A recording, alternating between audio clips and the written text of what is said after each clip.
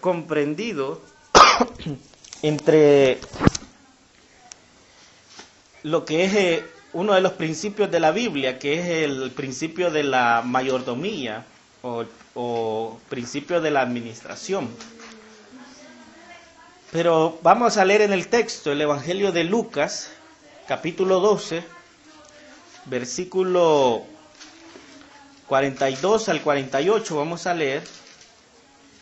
Y vamos a ver un poquito sobre ese principio que la Biblia enseña, que es el principio de la mayordomía o principio de la administración. Lucas capítulo 12, versículo 42 en adelante.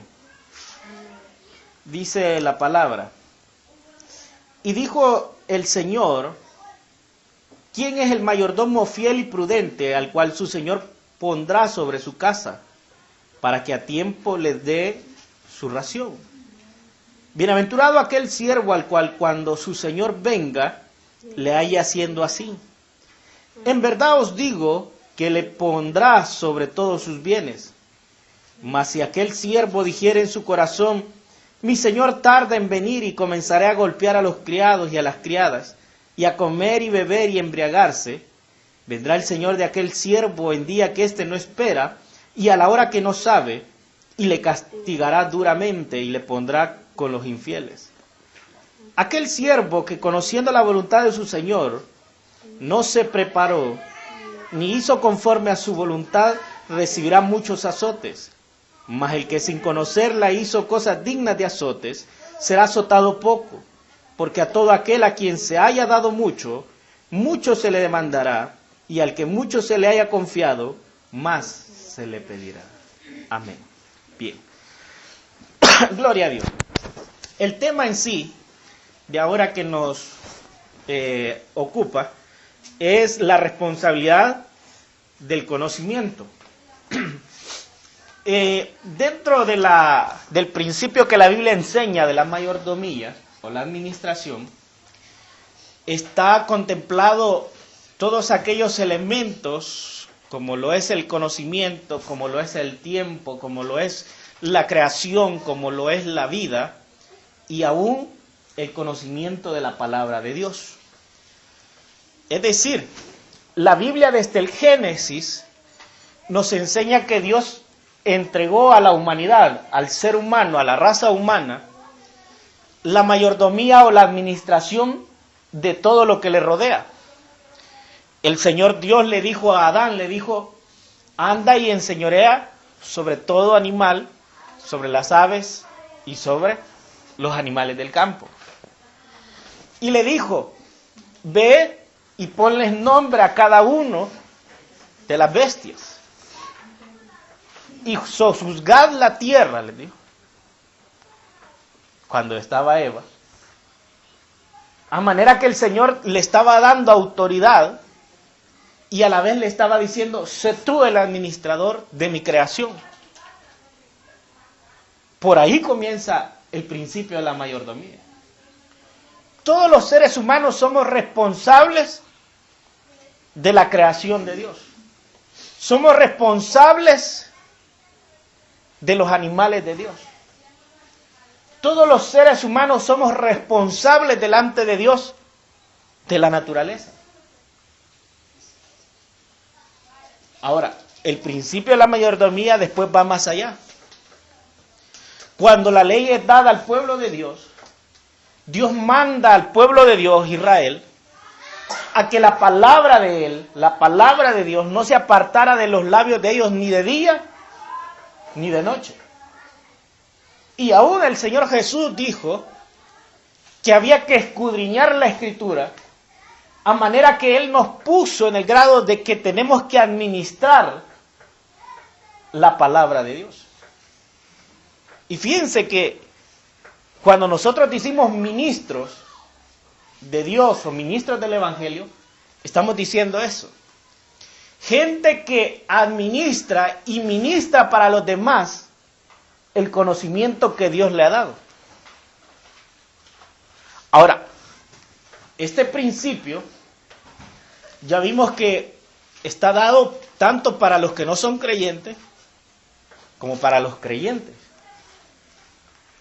Ahora, el tema en sí que tenemos, lo que nos dice es que ahora Dios también está pidiendo que seamos administradores o responsables, porque si hablamos de administrar, podemos también utilizar la palabra responsabilidad. Es decir, que queda a responsabilidad de una persona X cosa o la administración de X cosa.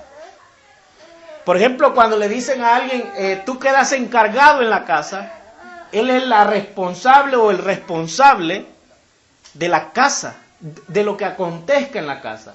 Él se ha vuelto ella la administrador de lo que se ha puesto en sus manos. Ahora, bajo el principio de la mayordomía, ahora viene la Escritura y nos habla sobre la responsabilidad de la administración del conocimiento de Dios en su santo evangelio, en su palabra para perdición o salvación. Porque alguna vez alguien se ha preguntado, mira hermano, pero ¿y qué pasa cuando una persona muere sin haber oído nunca de Cristo? Ahora, aquí vamos a ver eso, ¿qué pasa? Pero yo le digo algo, anticipando.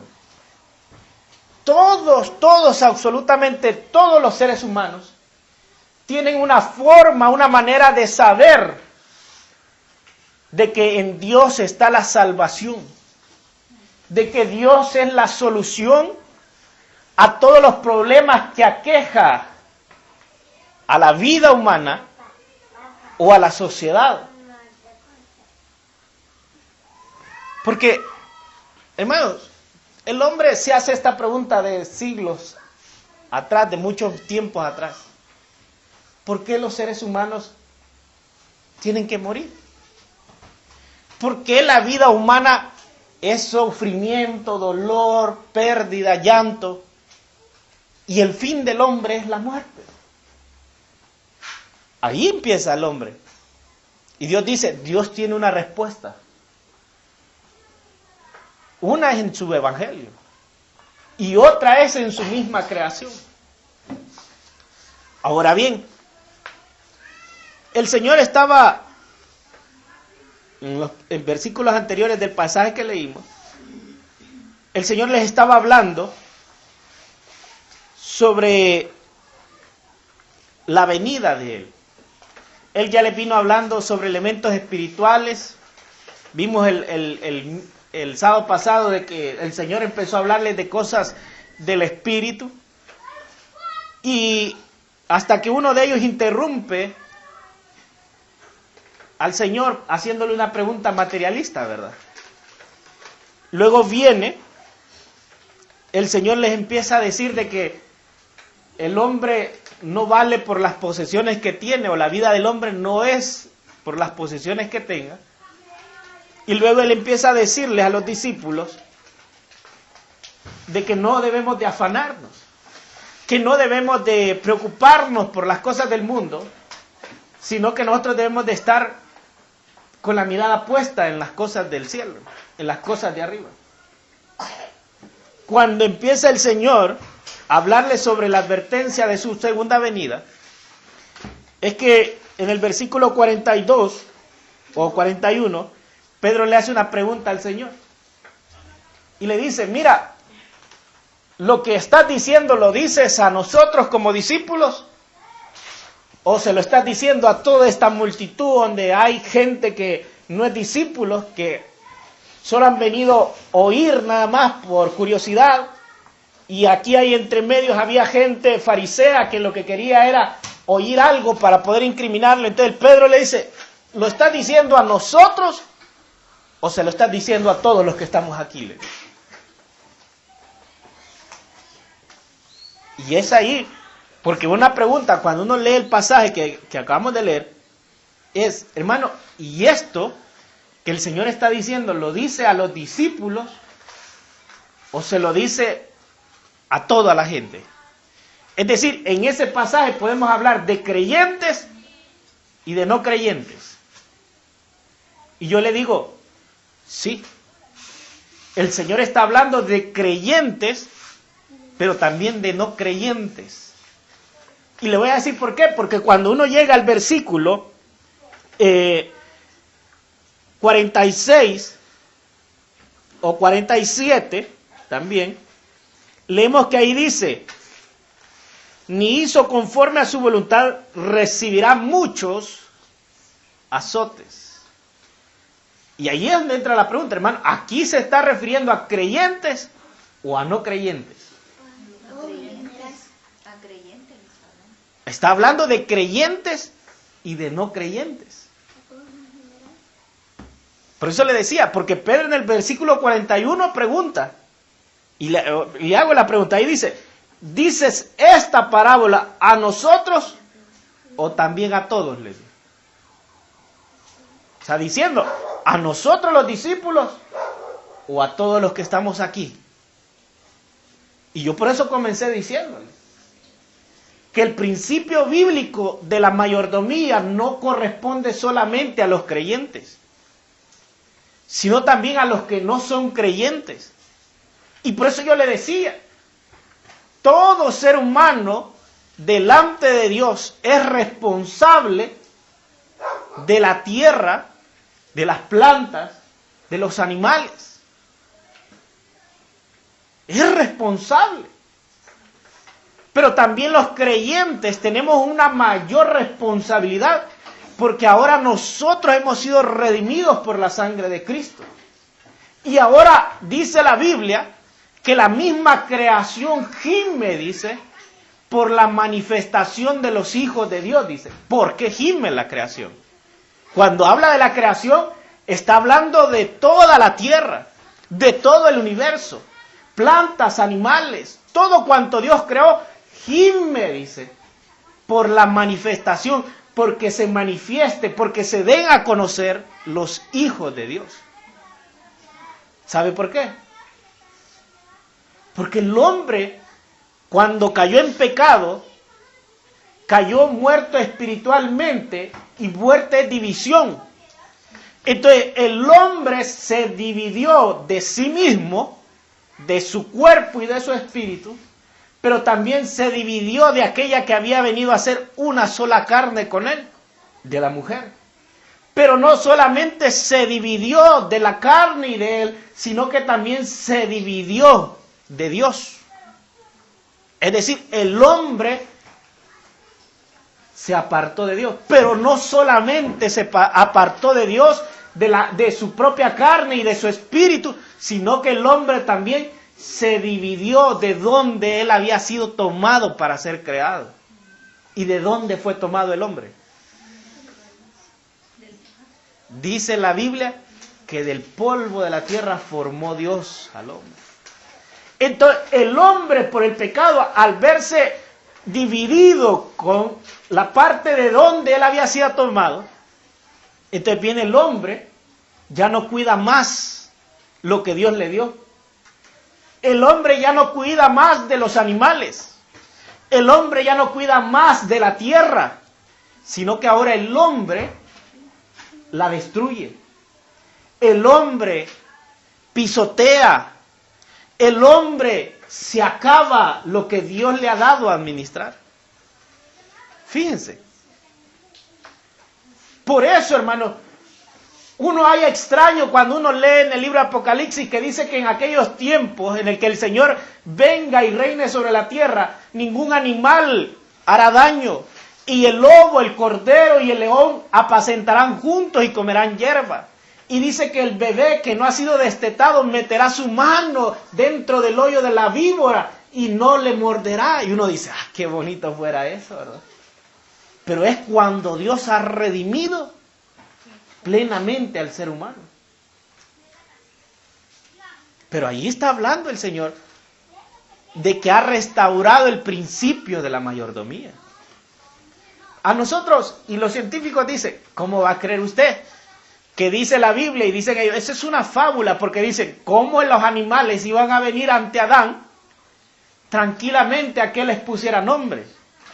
Vaya usted y traiga un león y póngalo frente a usted a ver qué le hace. Porque había plena comunión. No había pecado. Pero entonces, hermano, el principio de la administración o de la mayordomía de Dios sigue vigente. Y ahora debería de darse más a conocer en la vida de los creyentes. Pero le repito, el principio de la mayordomía en la creación no solamente le compete a los creyentes. Hoy más que nunca a los creyentes, claro que sí, pero no solo a ellos, sino a todos los seres humanos. Ahora, y yendo al lado de la mayordomía del conocimiento, igual, no solo le compete a los creyentes. Yo ya lo he dicho, en el libro de los Proverbios, la Biblia manda a los creyentes a ser personas sabias. El libro de los Proverbios manda a los creyentes a ser personas que tengan prudencia, que sean personas que tengan palabras de sabiduría, que vivan como sabios y no como necios, dice. Eso en cuanto a los creyentes. En cuanto a la administración del conocimiento de Dios. Por eso la Biblia nos dice, el principio de la sabiduría es el temor a Dios. ¿Oyeron eso? ¿Están de acuerdo conmigo? Sí. Dice la Biblia, el principio de la sabiduría es el temor a Dios, ¿sí o no? ¿Cuántos dicen amén? Amén. Ahora, si ese es el principio y nosotros tememos a Dios como creyentes, entonces nosotros no solamente deberíamos de tener el principio, ¿verdad? Sino ser cada día más sabios delante de Dios. Pero y entonces, y el que no es creyente, hermano, que sea ignorante, que sea un necio, entonces, no. Porque dice la Escritura también, que todos los seres humanos Dios les ha dado, los ha dotado de raciocinio para comprender las cosas que Dios dice, aun cuando Él habla por medios humanos. Y por eso es necesaria la iglesia en medio de la tierra. Para que la iglesia hable con la voz humana las cosas que competen a Dios. ¿Sabe eso usted? Que nosotros los creyentes debemos de hablar por Dios en la tierra. Hablándole a la gente de las cosas de Dios para que las puedan comprender. Ahora, precisamente, de eso de la mayordomía del conocimiento es lo que el Señor está hablando. Cuando Pedro le hace la pregunta, el Señor le dice, ¿quién es el siervo prudente y fiel? ¿Quién es? Que el Señor lo pondrá, dice, para que le dé su ración a tiempo. Oiga eso. Cuando nosotros, y aquí le voy a hablar de la espada de doble filo, hermano. Nosotros sabemos que la Biblia dice que ella es como espada de doble filo, ¿verdad? ¿Sí o no? ¿Y usted entiende por qué dice que es espada de doble filo?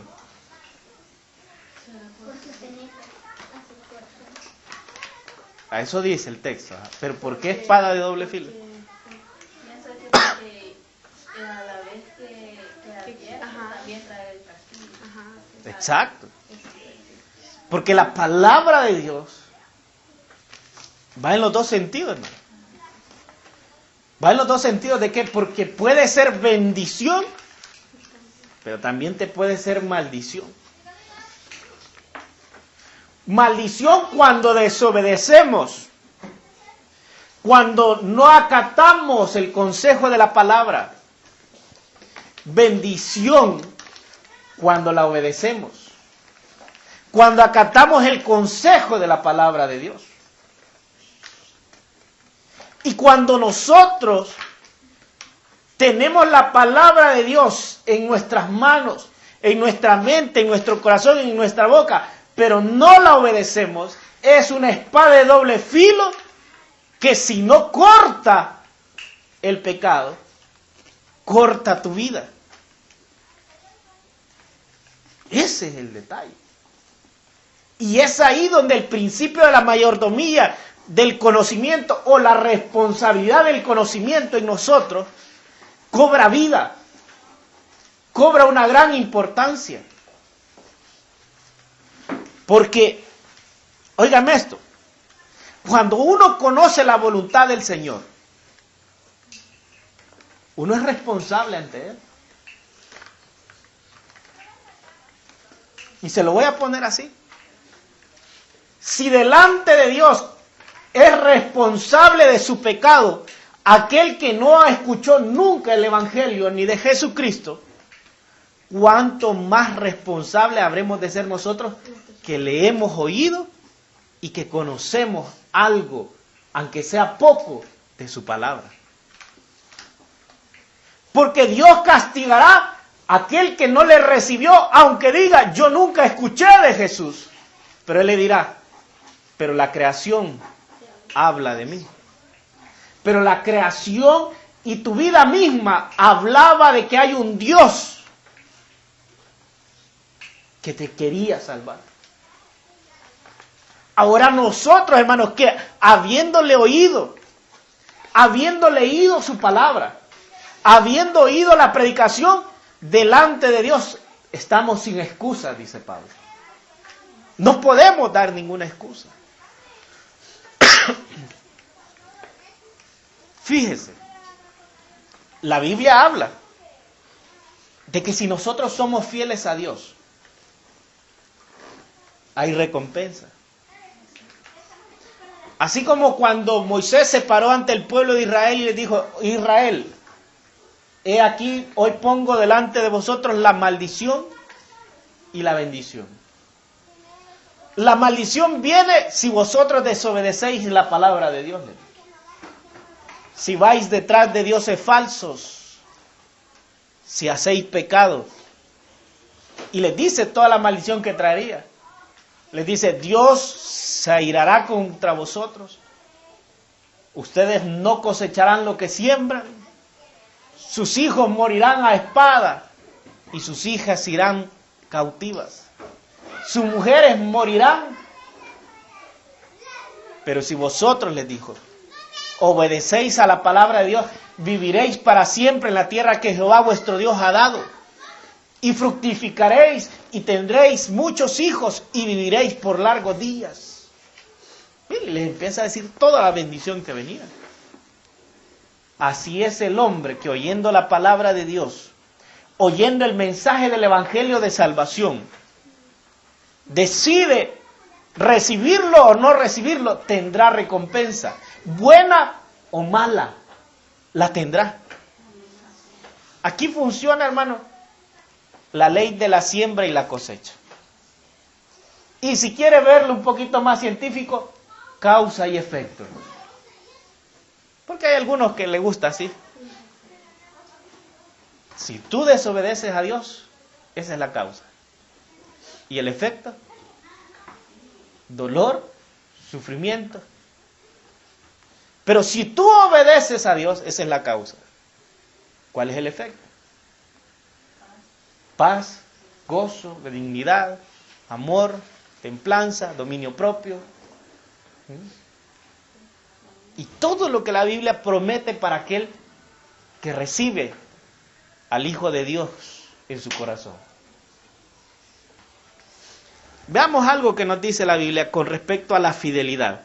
Aquí en el mismo Evangelio de Lucas, capítulo 19, verso 17. Oiga ahí lo que dice 19, 17 de Lucas. Él le dijo, está bien, buen siervo, por cuanto en lo poco has sido fiel, tendrás autoridad sobre 10 ciudades. Eso está hablando de creyentes, de aquellos que fueron fieles en lo poco, ¿verdad? Ahora viene Dios, sobre lo mucho le pone, y en el caso Lucas le pone, dice, reinará sobre 10 ciudades. Oiga eso. No quiero meterme en el tema de la escatología, pero esa es una realidad. El que le sea fiel aquí en esta tierra en lo poco, en el reino venidero, gobernará junto con el Señor. Y ya vamos a ver un texto donde el Señor dice literalmente eso. Leamos otro, Apocalipsis 24. Apocalipsis 24. Dice ahí: y vi tronos, y se sentaron sobre ellos los que recibieron facultad de juzgar, y vi las almas de los decapitados por causa del testimonio de Jesús y por la palabra de Dios, los que no habían adorado a la bestia ni a su imagen, y que no recibieron la marca en sus frentes ni en sus manos, y vivieron y reinaron con Cristo 1000 años. Esa es la recompensa para los fieles en los días de la gran tribulación, que preferirán morir decapitados antes que recibir la marca del diablo, antes de recibir la marca de la bestia. ¿Y cuál es la recompensa de Dios para su fidelidad? Vivir eternamente y reinar con Cristo 1000 años. Fíjense que esa es una promesa de Dios para los creyentes hoy en día. Y es gratis. No tiene que morir. Pero en el día de la gran tribulación, los que quieran entrar a la vida eterna tendrán que pagar con su vida. Pues yo digo, no, hombre, hermano, mejor aproveche ahorita, crea en el Señor Jesucristo hoy. No lo dejes para después, que ahorita es gratis. Solo necesita creer en el Señor, creer a su palabra, y usted inmediatamente es heredero del reino de los cielos, de la vida eterna y de reinar con Cristo. Los pobres de la gran tribulación van a tener que sufrir la agonía de morir decapitados. Ay, man, no me quieren imaginar eso. Pero bien, veamos algunas recompensas que la Biblia menciona para los que son fieles al Señor. Vayamos a Daniel 12:3. Libro de Daniel, capítulo 12, verso 3. Ya casi los últimos capítulos de Daniel. Ahí está. 12:3. Dice: los entendidos resplandecerán como el resplandor del firmamento, y los que enseñan la justicia a la multitud como las estrellas de perpetua eternidad. Esa es una recompensa para los que enseñan la justicia. O si lo quiere ver de otra forma, los que enseñan la palabra de Dios.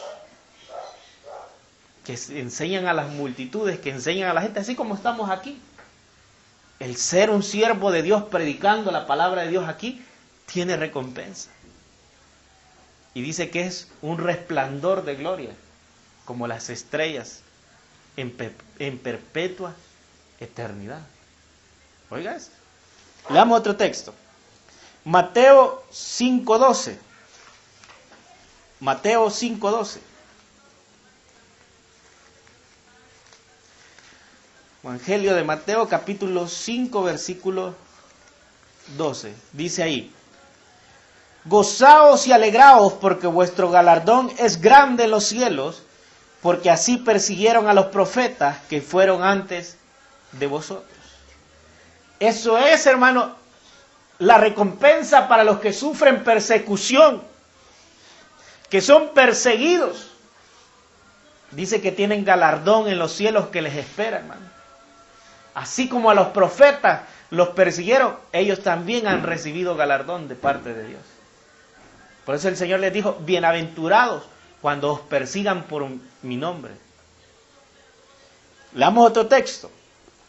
Siempre en Mateo capítulo 10, versículo 42. Dice ahí: y cualquiera que dé a uno de estos pequeñitos un vaso de agua fría, solamente, por cuanto es discípulo, de cierto digo que no perderá su recompensa. Oiga eso, hermano.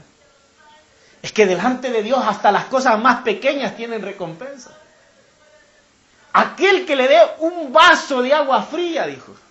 Imagínense que el Señor, hasta el darle por un vaso de agua a un discípulo, a uno de ustedes, a un pequeño que está aprendiendo la palabra de Dios, Dios dice tiene recompensa para esa persona.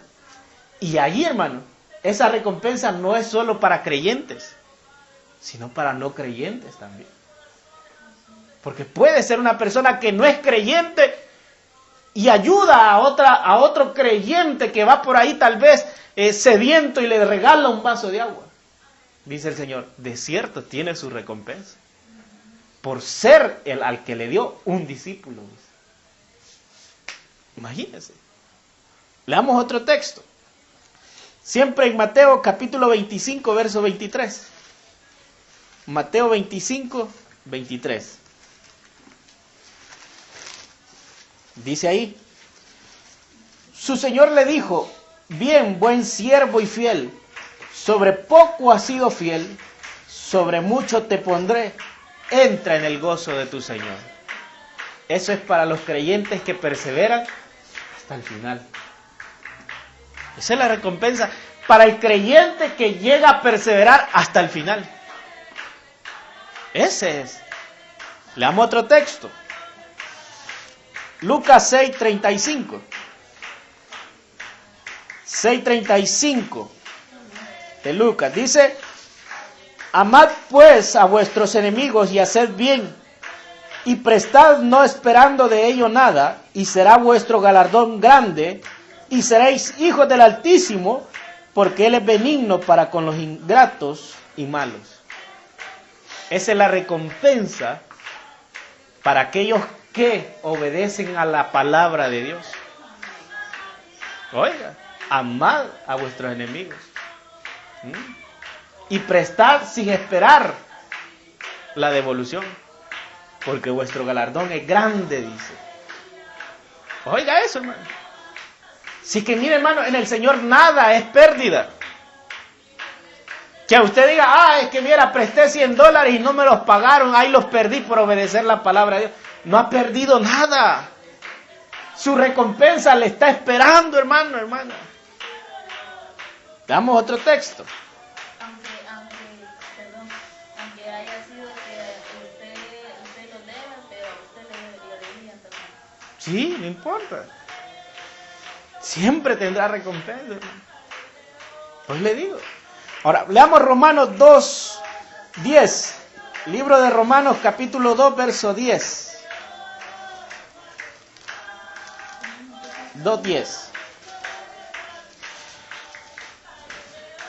Dice, pero gloria y honra y paz a todo el que hace lo bueno, al judío primeramente y también al griego. Recompensa, gloria y paz para el que hace lo bueno. Y eso es lógica, hermano. ¿Cuál es la recompensa del que hace lo malo?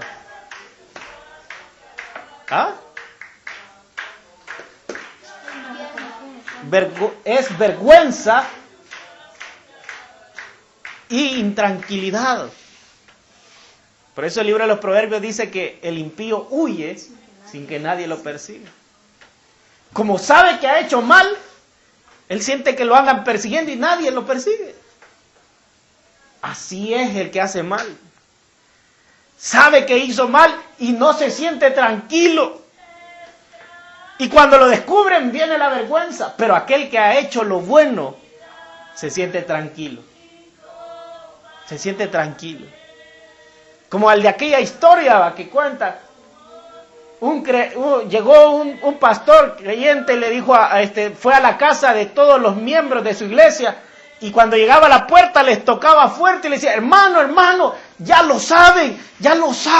Y la actitud que tomaban los hermanos. Que uno de repente ya lo sabe y agarraba las maletas y se iba huyendo. Pero de repente llegaba donde había un verdadero creyente y le dice, hermano, ya lo sabe todo el mundo. ¿Qué? Ya lo sabe.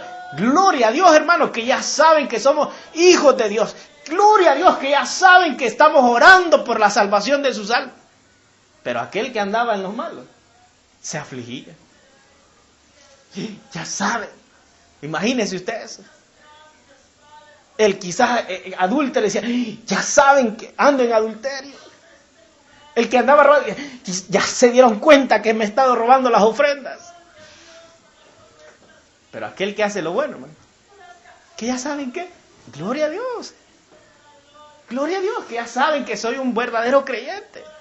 Gloria a Dios, que ya saben que soy alguien que hace lo bueno. ¿Sí o no, hermano? Mira, a veces los hipotes juegan con eso.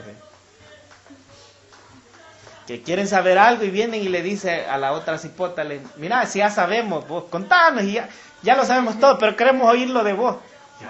Y no sabe nada. Sí, ya lo sabemos, solo queremos oírlo de vos. Y lo termina contando. ¿Qué pasa? Ajá. Andan cosas ocultas. Andan en mal. Pero alguien que anda bien, contame, ¿qué quieres que te cuente? Contame y ya sabemos. Ni sé qué sabes porque que yo sepa, nada que ocultar. ¿Me entiendes? Lo mismo, hermano. Pero volvamos al texto. Leamos Efesios 6:8. Efesios 6:8. Búsquelo adelantito después de 1 y 2 de Corintios. Y encuentra Gálatas y ahí está. Efesios capítulo 6, verso 8. Dice la Escritura: sabiendo que el bien que cada uno hiciere, ese recibirá del Señor, sea siervo o sea libre. Oiga eso. Es que mire, hermano, en el Señor tenemos recompensa por las cosas buenas que hacemos. Tenemos recompensa. Así que yo le invito a usted, haga lo bueno, porque el Señor le va a recompensar lo bueno que hace. Pero si hace lo malo, también sepa que tendrá su recompensa y no es nada bueno. ¿Sí? Ahora, el Señor empieza a decirle a los discípulos, bueno, y a todos los que estaban ahí, porque la respuesta era para todos. Y les dice, ¿qué pasa con aquel siervo que se le dejó como administrador y piensa que su señor tarda en venir y empieza a golpear a sus consiervos? Y hasta dice, se empieza a emborrachar, a comer y a beber y a embriagarse. Dice, de cierto, le dice ahí, que él vendrá, su Señor, en aquel día que él no espera y a la hora que no lo espera. Y será duro su castigo. Será duro su castigo. Y ahí donde el versículo 47 y 48, dice, aquel siervo que conociendo la voluntad de su Señor no se preparó ni hizo conforme a su voluntad, recibirá muchos azotes. Esa es la recompensa de no hacer la voluntad de Dios. El ser humano delante de Dios es responsable de sus acciones, pero vuelve mayor la responsabilidad cuando ha conocido la palabra de Dios. Por eso aquella frase, ¿verdad? Que el Señor dice, mejor te hubiese sido no haberme conocido, porque tu castigo sería más tolerable. Lo mismo que le dijo a aquellas ciudades que vimos hace unas semanas atrás, ¿se acuerdan? Que le dijo, ¡ay de ti, Betsaida y Corazín! Porque si se hubiesen hecho los milagros que se han hecho en ti, en tierras de Tiro y de Sidón, hace tiempo se hubieran arrepentido. Lo mismo. Como que el Señor diciéndole, ¡ay de ti, que has oído mi palabra! ¡Ay de ti, que has conocido el Evangelio y que ha habido gente que te ha testificado! Porque te digo que si a otro se le hubiera ido a predicar, porque te digo que si a otro se le hubiera testificado, porque te digo que si a otro se le hubiera hecho el milagro de la sanidad, hace tiempo se hubiera arrepentido. Mas tú no lo has hecho. Como diciendo eso. Entonces yo le digo, ahí donde la palabra se vuelve la espada de doble filo, ¿verdad? Que yo puedo estar aquí diciendo, les estoy dando a estos hermanos con la espada, pero a lo mejor hasta yo me estoy dando con ella y no me he dado cuenta. Porque si no estoy viviendo conforme a lo que la palabra de Dios enseña, condenación hay. Igual para los que estamos acá. Porque usted pueda decir a alguien y venir y decirle, mire, la palabra de Dios dice que mentir es malo, y usted miente. Entonces la espada se le vuelve de doble filo y se corta usted también. Fíjese, la responsabilidad del que peca a sabiendas, ¿no? Qué terrible es. El Señor en el versículo 48 le dice, mas el que sin conocerla hizo cosas dignas de azote, será azotado poco, dice. Porque a todo aquel a quien se le haya dado mucho, mucho se le demandará, y al que mucho se le haya confiado, más se le pedirá. Mira, hermano, si alguien muere sin conocer a Cristo, nunca le hablaron de Cristo, va condenado. Va condenado. Pero más condenación y peor condenación es el irse sin Cristo habiéndolo oído, habiéndolo llegado a conocer. Peor, hermanos. Es peor porque rechazamos el ofrecimiento de Dios para salvación gratuita de parte de Él. Si hasta nosotros, hermanos, cuando damos algo a alguien, ¿verdad?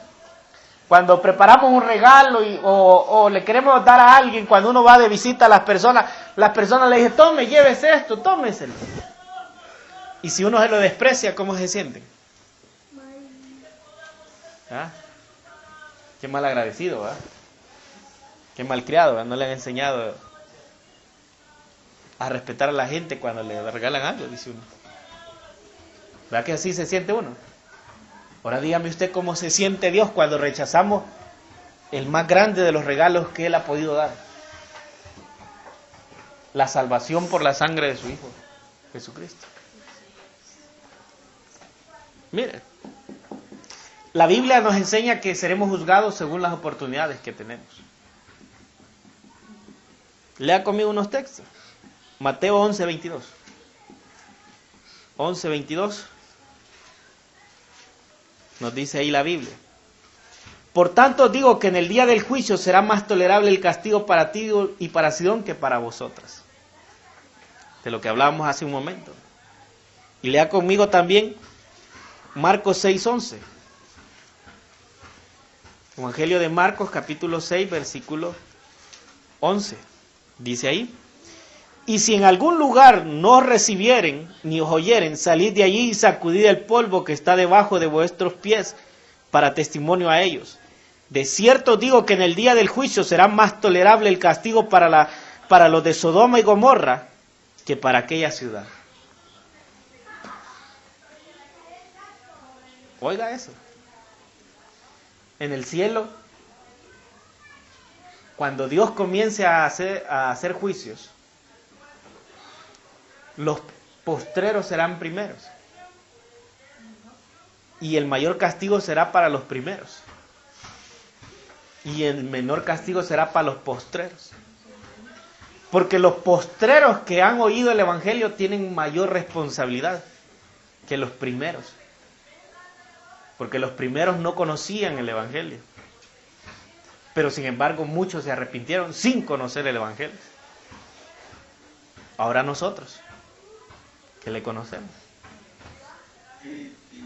Juan capítulo 3, verso 19. Juan 3, 19. Lea conmigo. Dice: y esta es la condenación, que la luz vino al mundo y los hombres amaron más las tinieblas que la luz, porque sus obras eran malas. Ahí está la oportunidad. Vino la luz de Dios, la luz del mundo, pero amaron más las tinieblas. Oiga eso. Y esa responsabilidad, hermano, es personal. ¿Sabía usted? Nadie puede decir, es que delante de Dios decirle, Dios, yo me condené porque mi mamá no me dejaba ir. Es que, Señor, yo te quería servir a ti, pero tú sabes que mis amigas no me dejaban. No. Es personal. Señor, tú sabes que yo quería servirte y ir a la iglesia, pero mi trabajo... No. Responsables somos nosotros, cada uno. Cuando nos toque dar cuentas delante de Dios. Cuando nos toque dar cuentas delante de Dios. Y es ahí donde el principio de la mayordomía entra en juego en nosotros acá. Porque ahora, después de lo que hemos leído, después de lo que hemos meditado, ahora Dios exige de nosotros una decisión. Y dice Dios, ¿quieres ser salvo o quieres ser condenado? ¿Quieres ser creyente o quieres ser incrédulo? ¿Quieres ser hijo de Dios o hijo del diablo? Porque ahora tú ya sabes lo que mi palabra dice.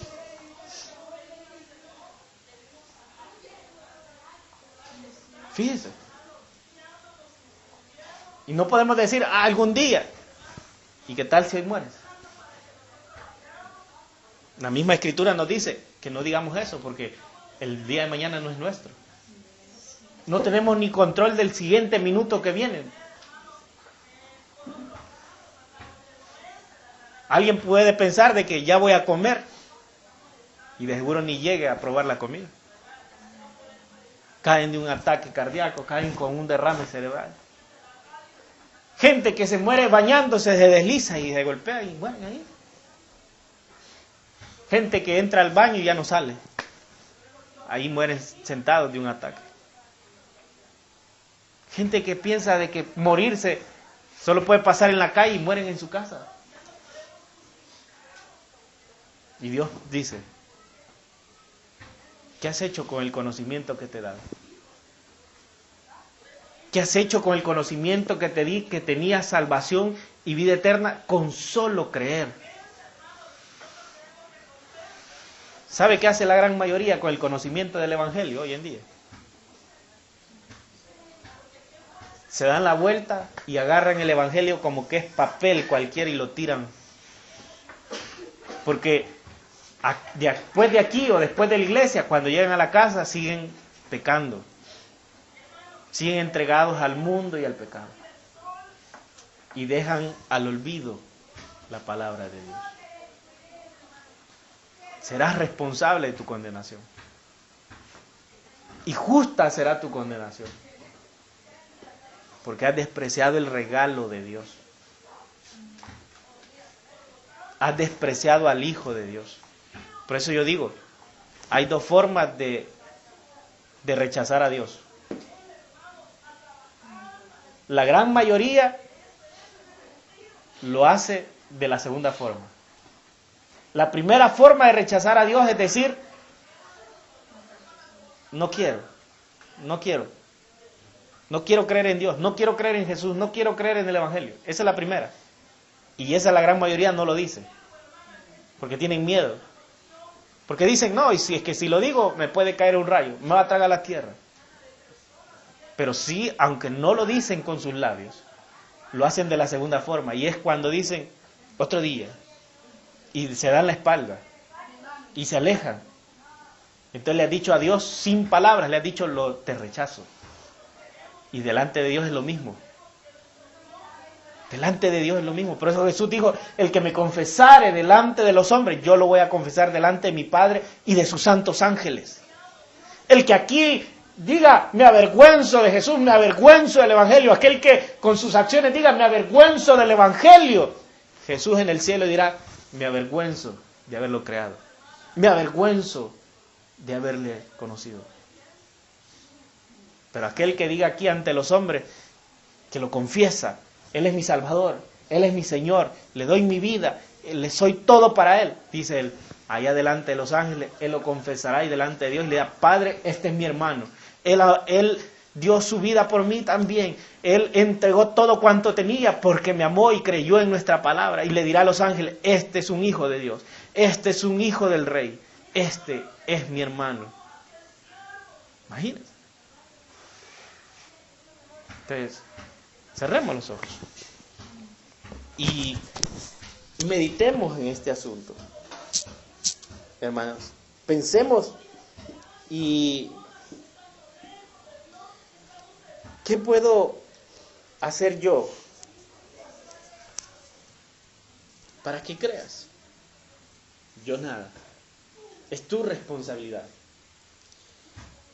Tú tienes que pensar en qué estás haciendo con lo que has recibido de Dios, lo que conoces de Dios. Hay quienes cuando uno les dice algo de Dios, dicen, no, sí, yo sé. Ajá. Pero si sabes entonces, ¿por qué no nos lamentamos el saber que necesitas arrepentirte y no lo haces? Porque Dios es bueno, Dios es misericordioso, pero también un día termina su misericordia. Y yo te invito, piensa al son de esta alabanza, que Dios ha sido bueno y te ha dado tanto, te ha dado su conocimiento, te ha dado su palabra, te ha dado vida, te ha dado oportunidades para que te arrepientas. Te ha dado cuántos días de vida ya para que tú le puedas conocer y entregar tu vida y no tengas que perderte en la eternidad.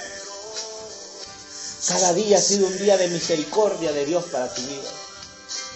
Y yo te digo ahí donde estás, si tú quieres recibirlo, si hoy tú quieres creer en el Hijo de Dios,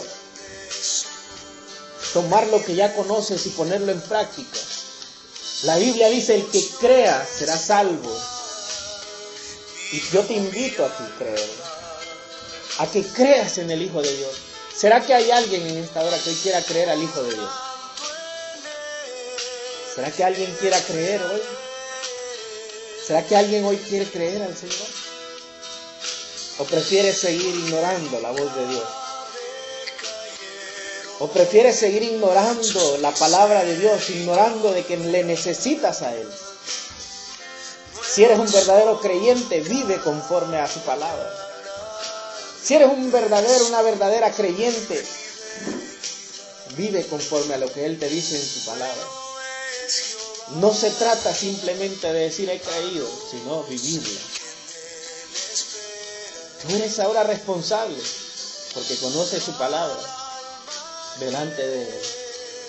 ¿Será que hoy hay alguien que quiera creer en el Señor? ¿Alguien que quiera buscarle hoy? ¿Alguien que hoy quiera ser verdadero creyente? Si tú sientes en tu corazón que te está redarguyendo el Espíritu, Él está obrando en ti. Él te está llamando a ti, te está diciendo, esta es la oportunidad. Lo que conoces de mí es para que creas. Si no hay, entonces démosle gracias a Dios. Gracias, Señor Jesús, por tu misericordia, por tu bondad, Señor. Gracias, Señor, porque hasta el día de hoy no nos has abandonado, Señor. Gracias, Señor, porque nos das la oportunidad de creer en ti, Señor. Gracias,